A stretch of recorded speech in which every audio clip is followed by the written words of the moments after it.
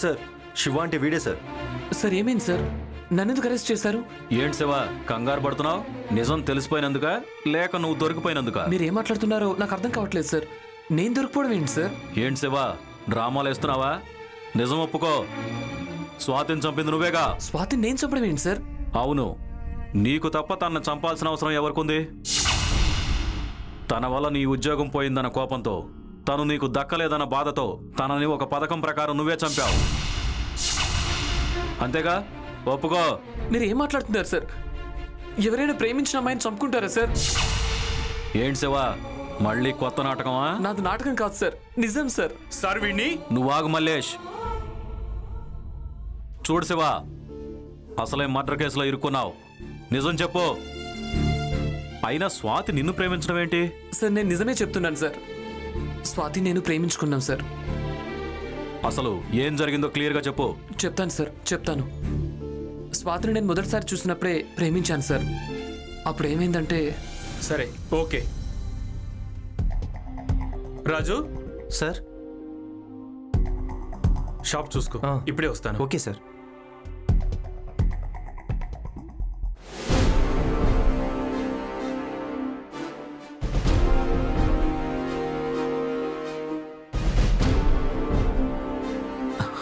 స్వాతి ఇలా రా, ఇలా రా, నేను చెప్తాను రా. శివ ఇక్కడికి ఎవరైనా చూస్తారు. శివ శివ ఎక్కడికి? బా చెప్పు శివ.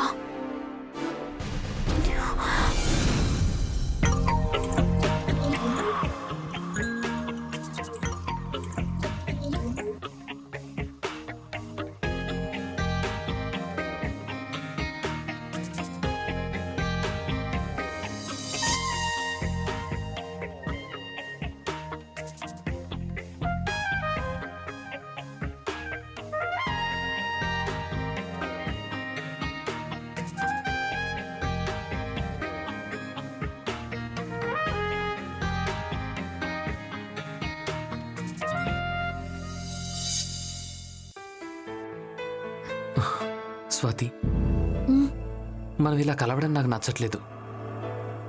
మీ ఇంట్లో వాళ్ళకి త్వరగా చెప్పు మన గురించి. చెప్తాను శివ. ఈ ఇయర్ మా దీప్తికి ఎగ్జామ్స్ అయిన తర్వాత మంచి జాబ్ దొరుకుతుంది. అప్పుడు నేను లేకపోయినా ఇంట్లో వాళ్ళకి ఏ ఇబ్బంది ఉండదు. ఒకవేళ ఈలోపు మీ వాళ్ళు నీకేదైనా సంబంధం తీసుకొచ్చి చేసుకొని బలవంత పెడితే? అలాంటిదేం జరగదు శివ. ఒకవేళ జరిగితే? అప్పుడు నాకు నువ్వే ముఖ్యం Shiva. I love you Swathi. I love you two.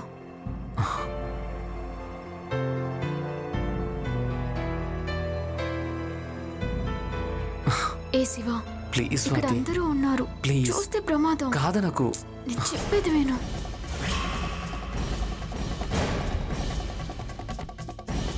వద్దురా. రేయ్, ఏం చేస్తున్నారా?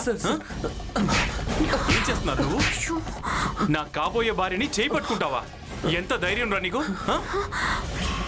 మళ్ళీ ఇక్కడ కనిపించావో నేనేం చేస్తానో నాకే తెలీదు. వెళ్ళి ఇక్కడి నుంచి.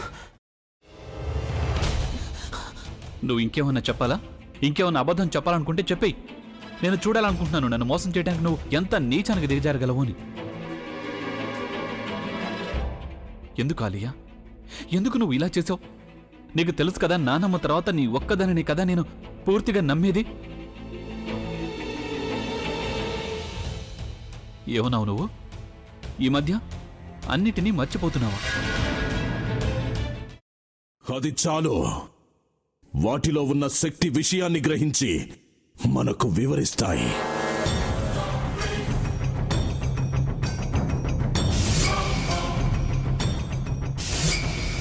ఎవరు ఆ దండ విప్పొద్దు, గది తలుపులు తెరవద్దు.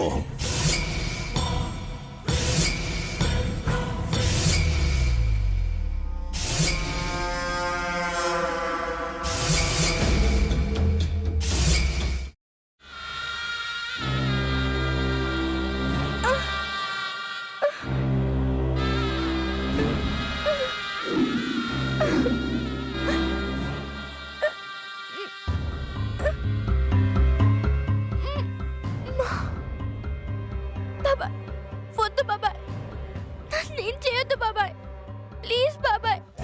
నీకు నిజం తెలిసినప్పుడే నా ఆలోచనలో నువ్వు చచ్చిపోయావు. అబ్బా ప్లీజ్ కొంచెం తినండి ప్లీజ్. భీమారావు గారు మీరా? ఇగో మీరా కాదు సక్కుబాయ్. అవును, మీ పనామే లేచిపోయిందని చెప్పి కంప్లైంట్ ఇచ్చినావు కదా. రేయ్, ఆయన కంప్లైంట్ ఇచ్చింది లేచిపోయిందని కాదు, కనిపించడం లేదు అని. అచ్చా, అట్లానా? సరే మేడం. ఇడియట్. ఆ వంట మనిషి పేరేంటన్నారు? రత్తాలు మేడం. ఏం పెద్ద మంచి, నీ వంట మంచిని కూడా మేడం అని పిలుస్తావా? రేయ్ హాఫ్ బ్రెయిన్,